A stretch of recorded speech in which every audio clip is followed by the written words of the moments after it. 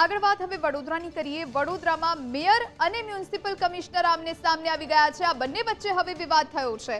મેયરે કહ્યું કે મારું અપમાન કરવામાં આવી રહ્યું છે। મ્યુનિસિપલ કમિશનરે મારી સાથે વાત કરવાનું ટાળ્યું હોવાની વાત મેયર કહેતા જોવા મળ્યા। ગઈકાલે વિશ્વામિત્રી નદીની વિઝિટ કરવાનો કાર્યક્રમ મેયર ઓફિસથી રાખવામાં આવ્યો હતો। આ કાર્યક્રમમાં મ્યુનિસિપલ કમિશનર અને સ્થાયી ચેરમેન ઉપસ્થિત હતા। મેયરે કહ્યું કે મ્યુનિસિપલ કમિશનરે મારી સાથે વાત કરવાને બદલે કહ્યું કે પ્રોજેક્ટ અધિકારી ધાર્મિક દવે મોબાઈલમાં કામગીરીનો મેસેજ મોકલી દેશે। આજવા સરોવર અને પ્રતાપપુરા સરોવરના ખાતમુહૂર્ત કાર્યક્રમની મને જાણકારી આપવામાં ન આવી હોવાની વાત પણ મેયરે કહી। વિશ્વામિત્રી નદીના પ્રોજેક્ટ અંગેની મને માહિતી આપવામાં નથી આવી। મને અંધારામાં રાખી અવારનવાર વિઝિટ કરવામાં આવે છે તેવું પણ મેયરે કહ્યું। મારી વિઝિટ પહેલા વોર્ડ નંબર 3ના ભાજપ કોર્પોરેટર્સને વહેલા આવવા અધિકારીએ ફોન કર્યો હોવાનો દાવો પણ મેયરે કર્યો છે। નોંધનીય છે કે વિશ્વામિત્રીની મેયરની મુલાકાત પહેલા ચેરમેન અને મ્યુનિસિપલ કમિશનરે મુલાકાત લીધી હતી, જે બાદ વિવાદ વધુ વકર્યો છે। આ અગાઉ કોર્પોરેટર આશિષ જોશી અને મ્યુનિસિપલ કમિશનર વચ્ચે વિવાદ થયો હતો, જ્યાં ભાજપ કોર્પોરેટર આશિષ જોશીએ મ્યુનિસિપલ કમિશનરને ખખડાવતા અધિકારીઓ નારાજ થયા હતા અને હવે મેયર અને મ્યુનિસિપલ કમિશનર વચ્ચે પણ વિવાદ વકર્યો છે। મિનિટ પહેલાં પહોંચી ત્યારે પહેલેથી જ ત્યાં કમિશનરશ્રી અને અમુક પદાધિકારીઓ ઉપસ્થિત હતા। મેં મારા દ્વારા ત્યાં પહોંચતામાં જ કમિશનરશ્રીને ઊભેલા જોયા એટલે હું ત્યાં એમની પાસે ગઈ અને મને એમ કે અમે વાત કરીએ કે અહીંયા શું આપણે આગળ વધારે કામગીરી ઝડપથી થાય એના માટે શું કરવું જોઈએ, કે શું અપડેટ્સ છે। એમના દ્વારા એટ એ ટાઈમ મને એવું કહી દેવામાં આવ્યું કે ધાર્મિક દવે એટલે કે જે આ કામગીરીના ઇન્ચાર્જ છે ધાર્મિક દવેએ તમને વોટ્સઅપ કર્યો છે, આપ જોઈ લો એટલે અત્યારના લેટેસ્ટ અપડેટ તમને મળી જાય, જેથી કરીને કોઈ પૂછે તો આપને માહિતી આપવા માટે સુગમતા રહે।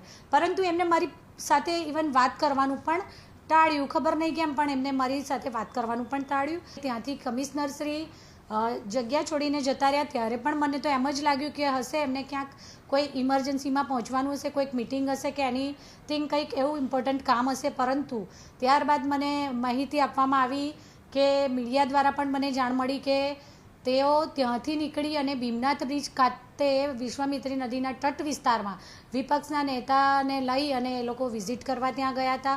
એટલે મને અત્યારે પણ એ નથી ખ્યાલ આવી રહ્યો કે આવું કરવાનું કારણ શું હોઈ શકે। વિશ્વામિત્રી નદીના કામગીરીની વિઝિટ હોય કે જેમાં તેઓ દ્વારા વિઝિટો કરવામાં અનેક વિઝિટો કરવામાં આવી છે, મને એક પણ વિઝિટની માહિતી આપવામાં નથી આવી। તો સાથે સાથે આજવા સરોવરના ડ્રેઝિંગની અને પ્રતાપપુરા સરોવરના ડ્રેઝિંગની ખાતમુહૂર્તની જે કામગીરી હતી એ દિવસે પણ તેમના દ્વારા આજવા સરોવરે બંનેનું ભેગું ખાતમુહૂર્ત રાખવામાં આવ્યું હતું, પરંતુ પ્રતાપપુરા સરોવર ખાતે જઈ અને માત્ર 2 લોકોએ વિઝિટ કરવાની હતી।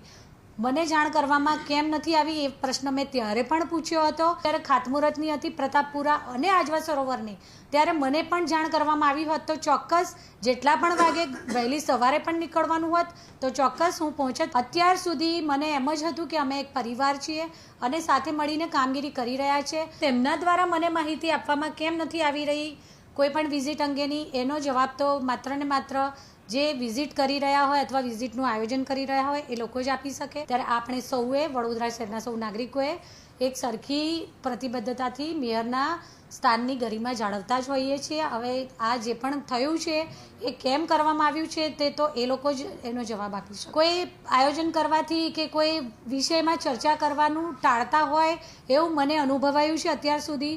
એટલે બની શકે કે કોઈ કોમર્સ ગ્રેજ્યુએટ કે કોઈ માસ્ટર ગ્રેજ્યુએટ એટલે કે ડબલ ગ્રેજ્યુએટ છે અને કોઈ આઈએએસ છે, તો બની શકે કે કદાચ એજ્યુકેશનના લેવલમાં આઈએએસ કે ડૉક્ટર જેટલું આપણે એજ્યુકેટેડ ન હોવાથી કદાચ વાત કરવામાં સુગમતા ન રહી શકે એવું હોઈ શકે। ભલે અમે વિરોધ પક્ષમાં છીએ, લેકિન કોઈ દિવસ પણ સભામાં બી મેયર માટે કોઈ અપશબ્દ કે કોઈ શબ્દો બોલ્યા છે તો અમે તરત ટોક્યો છે કે મેયરનું અપમાન નહીં થાય, ગરિમા છે, સભાની બી ગરિમા છે અને શહેરની બી ગરિમા છે, એટલે એના માટે ખરાબ શબ્દો બોલાય જ નહીં કર્યા। એટલે ક્યારે અપમાન થયું શું થયું અમને તો કશી ખબર છે નહીં। અમે તો ત્યાંથી જતા હતા અને કોઈએ કીધું અમને કે ભાઈ આ લોકો અહીંયા આવ્યા છે, તો મેં કીધું કે હું આવું છું। અમને કોઈ પોસ્ટ કરીને એવું નથી કીધું કે અમે લોકો આ ઉદ્ઘાટન કરવા જઈએ છીએ કે અમે અહીંયા જઈએ છીએ, પણ અમને કોઈએ કીધું કે ભાઈ ત્યાં છે આ લોકો, એટલે અમે ત્યાં ગયા।